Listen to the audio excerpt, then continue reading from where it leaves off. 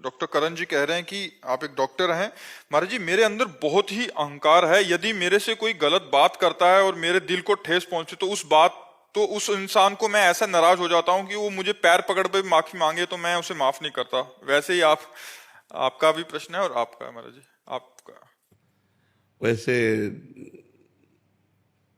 ठीक नहीं है, ऐसा ठीक नहीं है।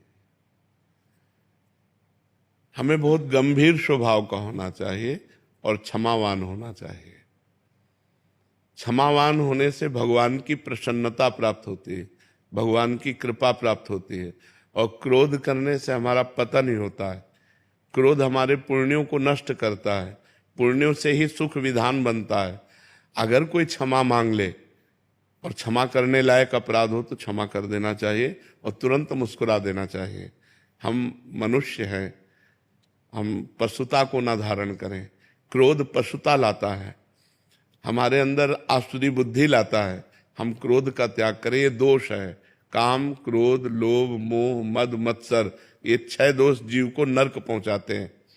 त्रिविधम नरकस्येदम द्वारम नाशन मात्मनः कामः क्रोधा तथा लोभा तस्मादेत त्रयम त्यजेत। ये 3 तो खास करके नरक पहुंचा देते हैं, काम, क्रोध और लोभ।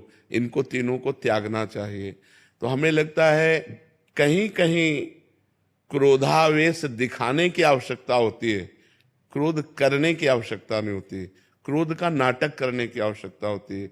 जैसे अपने शिष्य पर, अपने पुत्र पर और अपने जो अनुयायी हैं, जैसे मान लो आप किसी पद पर हैं